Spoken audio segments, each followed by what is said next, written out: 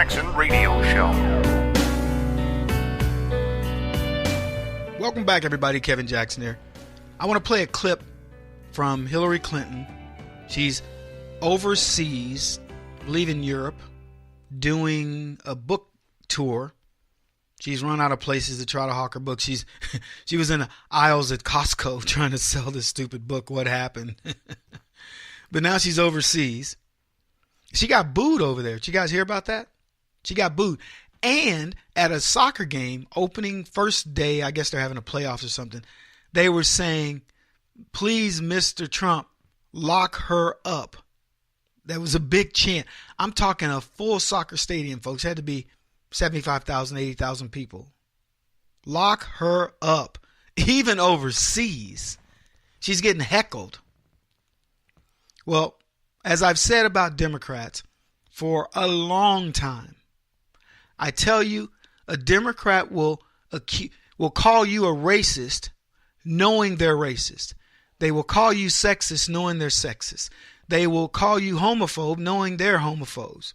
You name it. A Democrat will tell you what they'll say, you need to stop with all your shenanigans, and they're telling you exactly what they do. Almost each and every time. You can set your watch by it. It's so true to form. Hillary Clinton says of Donald Trump, he's colluding with the Russians, knowing that she's colluding with the Russians. And it's a great strategy. It can be. When you have everybody lined up the way the DNC, the Democrats, Hillary Clinton, and those people do, it's a great strategy.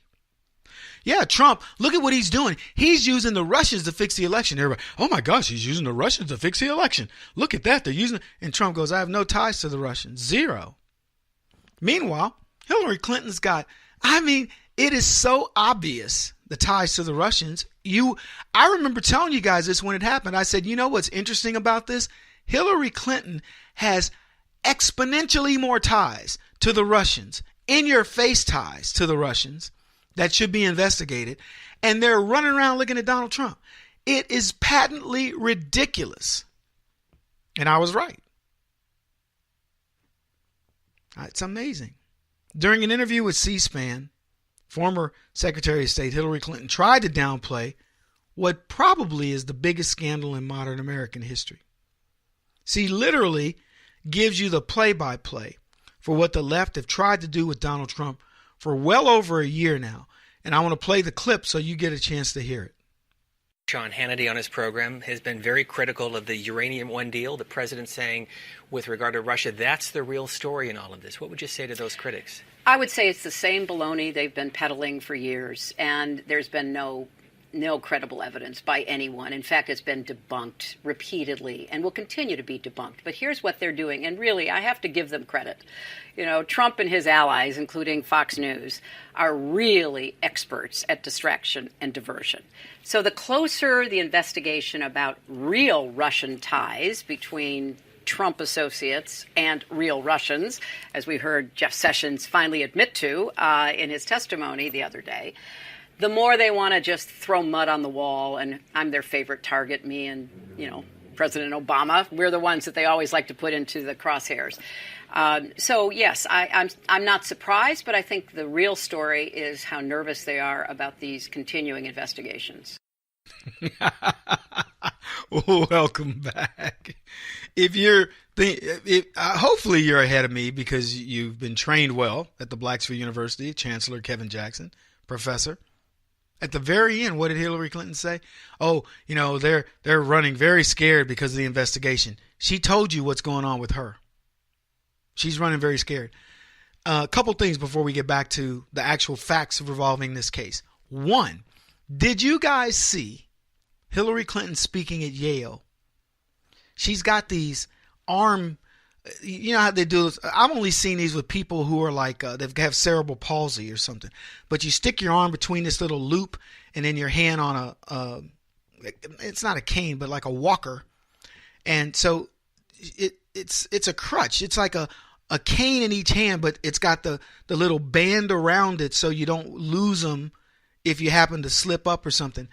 And Hillary Clinton was at Yale University wearing these things, and nobody said a word. We reported it, but you can't see. The mainstream media is not talking about this. They haven't said a single word about her health. Nobody's holding her up. She's using these cane-like things that wrap around your arm, your forearm, and then you put your hand through it, and it looks like a cane. That's what she's using to walk. Now, I've told many people during the campaign, I said, Hillary Clinton's sick. And I will even say this, I'll go a step further with this. I find it interesting that Hillary Clinton is sick. It's the same with McCain. I talked about it the other day. They're sick. I'm not talking about being leftist. They're physically ill. And neither one of them wants to give it up and say, you know what? I don't have a whole lot of time left. I'm going to go and do something meaningful.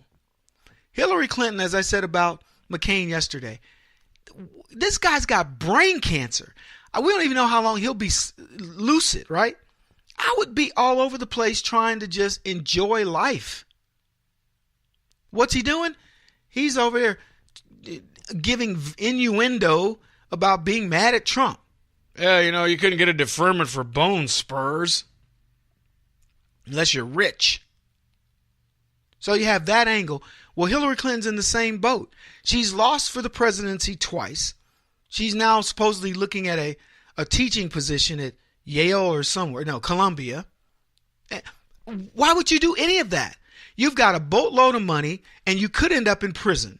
So go spend some money. I ain't going to say I'd make it rain in the wrong places, but I would be lavishing money on people and doing philanthropic stuff, making people feel good about who I was. I would want to go out feeling good. Hillary Clinton wants to go out under a cloud of under this murky umbrella. I don't get it. The other thing I want you to notice about what she said, though, is she brought up, they always use, me and Barack Obama. Nobody said anything about Obama. She says, I'm their favorite target. Me and President Obama. We're the ones they like to put in the crosshairs. No, you're the ones who end up in the crosshairs. That's the problem. But why did she bring up Obama? That was the reason why I stopped in talking about it. Hillary Clinton still runs under the delusion that Barack Obama is an important person in politics. He's not. The left don't want to admit this. Barack Obama's been marginalized. He was marginalized when Trump won on November the 8th. That was the beginning. That was pretty much repudiation of everything Barack Obama. Since then, it's been far worse on Obama, as we all know. So he's meaningless politically. It's the same with Donna Brazile. It's the same with Debbie Wasserman Schultz. It's the same with Pelosi. It's the same with many of these people. They aren't even players any longer. They miss it. They want it. They like it. They love it. They want some more of it. So she brings up Barack Obama in hopes that it'll be like, well, not only are they targeting me, the woman, they're targeting the minority, that black guy, Barack Obama. She thinks it's going to work because it's worked so many times before. Why not? Uranium One has been debunked, according to Hillary Clinton. So all that talk around the facts of Uranium One, we should dismiss. Apparently that's what Hillary thinks. So let's look at the facts. Here's fact one. The New York Times confirmed Schweitzer's Uranium One revelations in a 4,000-page front page story by a Pulitzer Prize-winning investigative reporter, and the story detailed how the Russian energy giant Rosatom stealthily acquired a Canadian firm with 3 separate purchases between 2009 and 2013. This timeline coincides with Hillary's timeline as Secretary of State. Now I'm going from memory on this deal, but somehow Hillary orchestrated this sale to the Russians, and this is kind of what got the ball rolling on all of this stuff. So that's my recollection. Now you guys do the research, but the facts are, and this was in the New York Times, you can look this up. It's also Schweitzer and Schweitzer's book where he talks about it. I forget, Clinton Cash, I think's his name, but it's in there. And you can see all the dirty dealings of the Clintons and how this was orchestrated. And I promise you, if you only had that one fact of how that got the ball rolling, because apparently the Russians couldn't buy it directly from the United States. They had to go through an intermediary, so the Canadian company bought it, and then the Russians bought it from them. It was something along those lines, and I'm going from memory. I wish I'd had more time to do the research on this, but that's where the fun part of the show comes in. You get to go out and do your homework, and then we can report back together on it.